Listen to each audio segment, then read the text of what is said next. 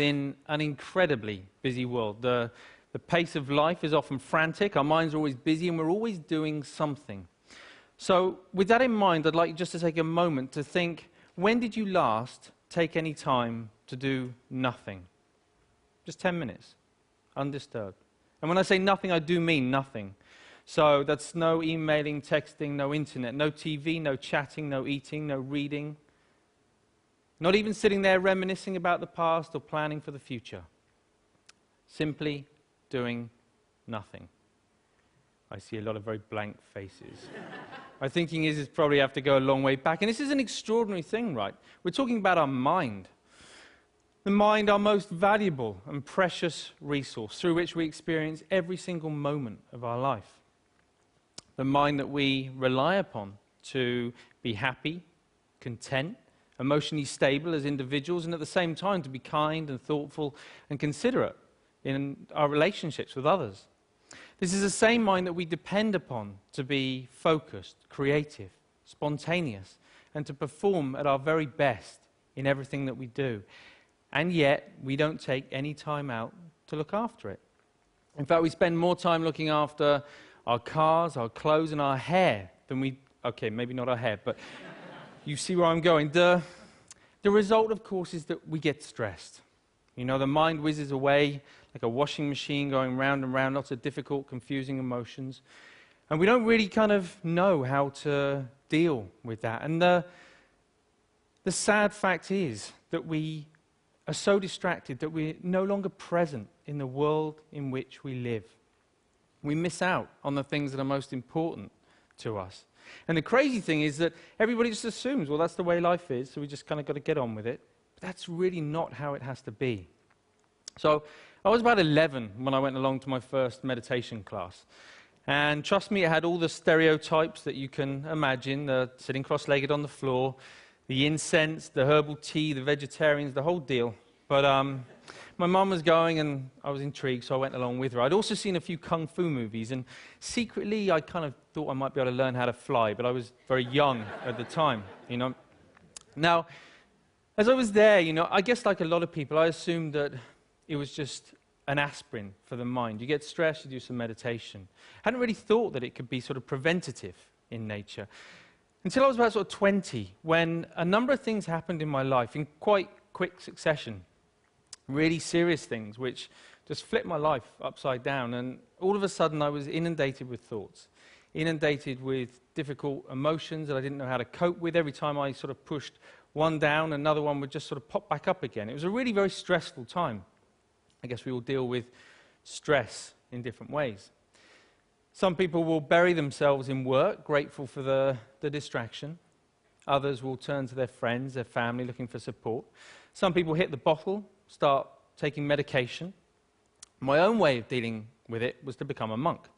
So I quit my degree, I headed off to the Himalayas, I became a monk, and I started studying meditation.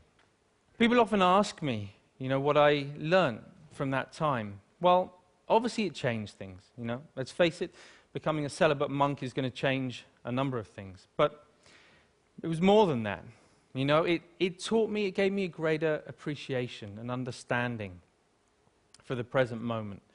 By that, I mean not being lost in thought, not being distracted, not being overwhelmed by difficult emotions, but instead learning how to be in the here and now, how to be mindful, how to be present.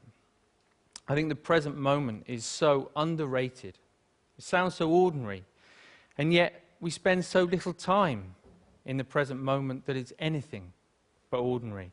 There was a research paper that came out of Harvard just recently that said on average our minds are lost in thought almost 47% of the time.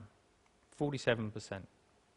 At the same time, this sort of constant mind wandering is also a direct cause of unhappiness. Now, we're not here for that long anyway, but to spend almost half of our life lost in thought and potentially quite unhappy, don't know, it kind of seems tragic, actually, especially when there's something we can do about it.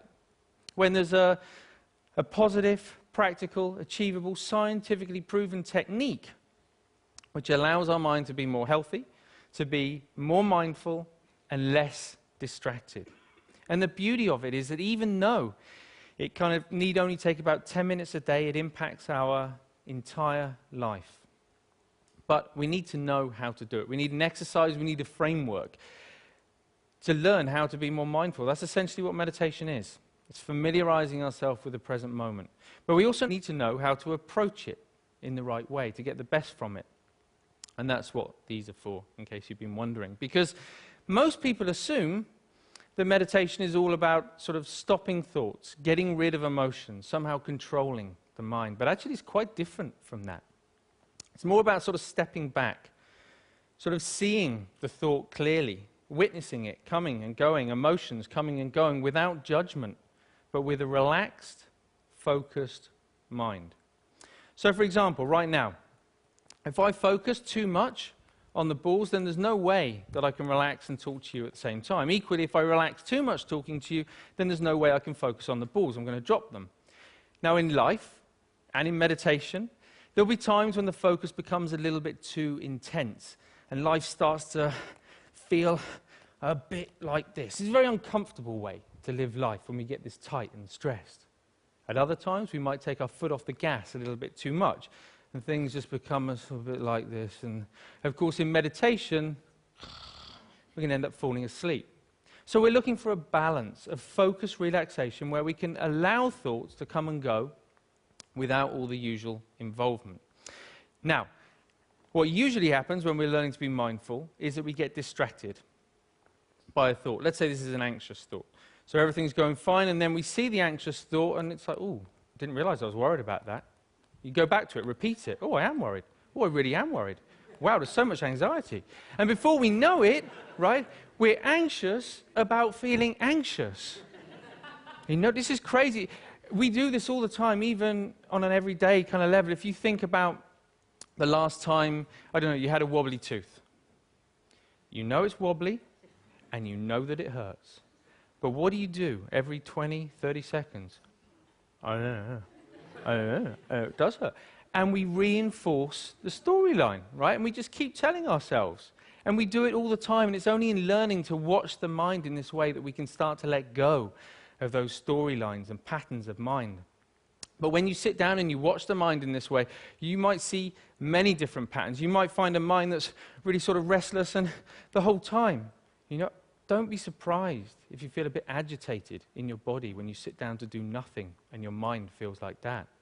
You might find a mind that's very sort of dull and boring, and it's just almost mechanical. It just sort of seems to, it's as if you're just sort of getting up, going to work, eat, sleep, get up. Or it might just be that one little nagging thought that just goes round and round and round to your mind. Whatever it is, meditation offers the opportunity, the potential to step back and to get a different perspective, to see that things aren't always as they appear. You know, we can't change every little thing that happens to us in life, but we can change the way that we experience it. That's the potential of meditation, of mindfulness. You don't have to burn any incense, and you definitely don't have to sit on the floor. All you need to do is to take 10 minutes out a day to step back, to familiarize yourself with the present moment so that you get to experience a greater sense of focus, calm, and clarity in your life. Thank you very much. Thank you.